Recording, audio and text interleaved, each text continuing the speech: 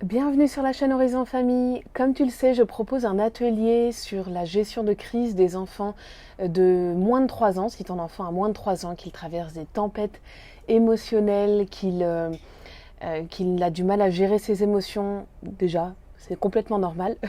Mais il y a moyen qu'il le vive mieux, il y a moyen que toi aussi tu le vives mieux, que tu saches comment faire face dans ces moments-là, comment l'accompagner au mieux pour à la fois l'aider à s'apaiser et en même temps l'aider à grandir en lui transmettant des valeurs, en lui transmettant des compétences. Et donc c'est de ça dont on parle en grande partie dans l'atelier.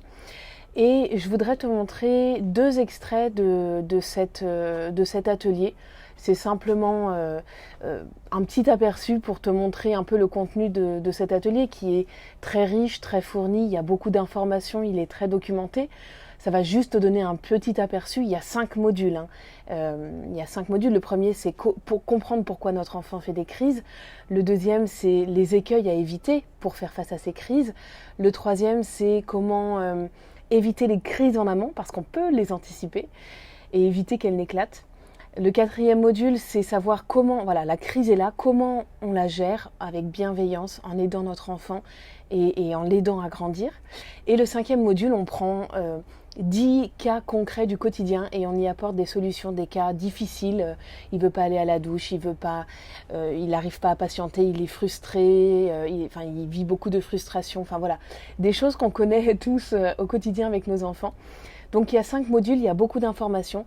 Simplement, je voulais te montrer juste 2 petits extraits, ça fait 5 minutes en tout je crois, de cet atelier pour te donner voilà, un petit aperçu de ce qu'il y a dedans. Et donc je te les passe là tout de suite dans la suite de cette vidéo. Et puis si tu veux avoir plus d'informations sur la vidéo, je t'invite à sur l'atelier, pardon, je t'invite à cliquer en haut de l'écran ou bien sous la vidéo. Tu cliques sur le lien et puis tu auras accès. Tu rentres simplement ton prénom, ton email, mais ça t'engage à rien. C'est simplement pour ensuite avoir accès au programme détaillé de l'atelier si tu es intéressé pour suivre cet atelier sur la gestion de crise des enfants qui ont moins de 3 ans. Sur ce, je te souhaite une excellente journée et puis c'est parti pour les 2 extraits. Ok, donc on commence par notre première étape pour faire face à la crise d'un enfant, c'est de se connecter à lui sur le plan émotionnel. Se connecter, c'est du contact physique et faire preuve d'empathie. En gros, c'est ça.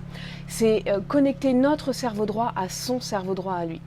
Donc on va voir, avant de te dire comment on se connecte, je vais te dire pourquoi on se connecte quand même. Il faut que tu comprennes le pourquoi du comment. Donc pourquoi on doit se connecter à notre enfant? Il y a 3 raisons à ça. La première, c'est pour apaiser son système nerveux. Là, comme tu le sais, c'est son cerveau droit qui a pris le dessus sur son cerveau gauche. On l'a vu ça dans le premier module. Donc l'idée, c'est de reconnecter, de faire reconnecter son cerveau droit et son cerveau gauche. Les faire marcher ensemble. Tu te souviens, la cohabitation entre les deux. Plus nous l'aidons à le faire maintenant, à être capable de se reconnecter maintenant, plus il saura le faire plus tard. On lui apprend donc à se connaître, à être lucide, à savoir reconnecter les différentes parties de son cerveau. On lui apprend à construire son cerveau et à savoir comment l'utiliser.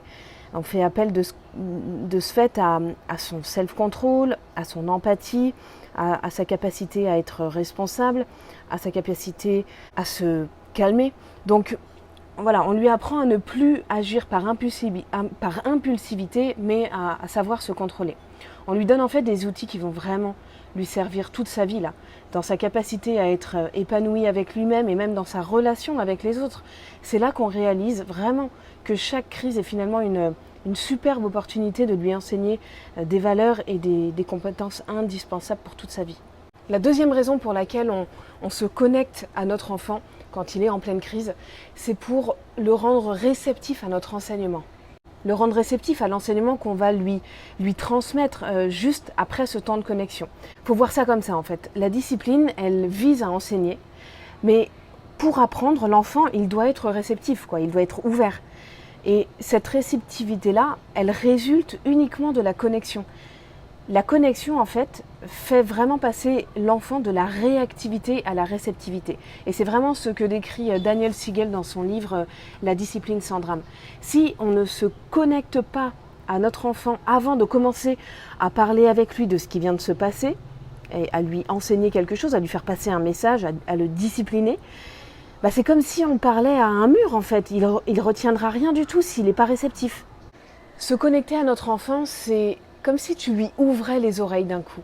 Lui, il est comme ça, il est enfermé dans sa crise et d'un coup, tu te connectes à lui avec du contact physique et d'un coup, hop, tu lui enlèves les boules qu'il a dans les oreilles et ses oreilles s'ouvrent et il est du coup réceptif. Deuxième cas maintenant.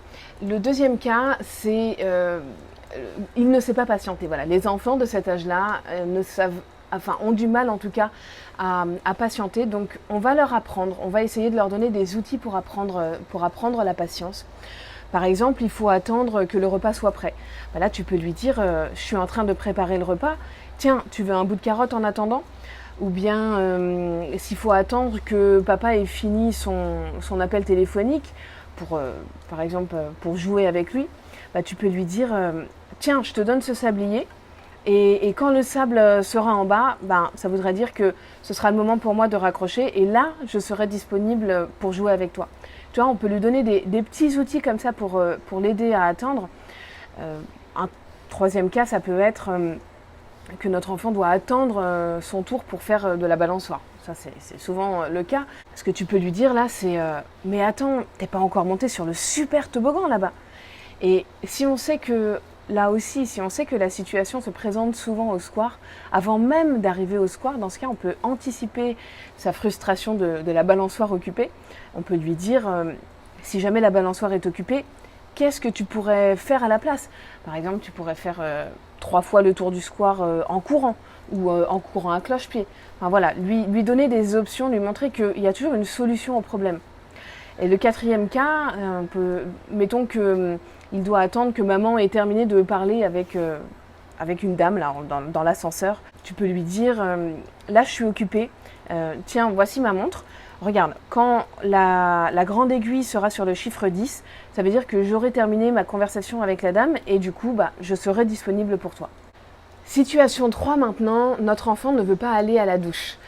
Bon, ça c'est le classique, il est en train de jouer, il a autre chose à faire, il ne veut pas aller à la douche. Ce qu'il faut, c'est rendre ce moment de la douche fun. C'est d'utiliser l'humour ou le rire pour l'inciter à aller à la douche, que ce soit un moment plaisant pour lui. Voilà pour les 2 extraits de l'atelier. Si tu veux avoir plus d'informations sur cet atelier, je t'invite à cliquer au-dessus de l'écran ou sous la vidéo. Tu rentres simplement ton prénom et ton email. Ça t'engage à rien et comme ça tu as le descriptif de ce qu'il y a dans l'atelier, tout le contenu.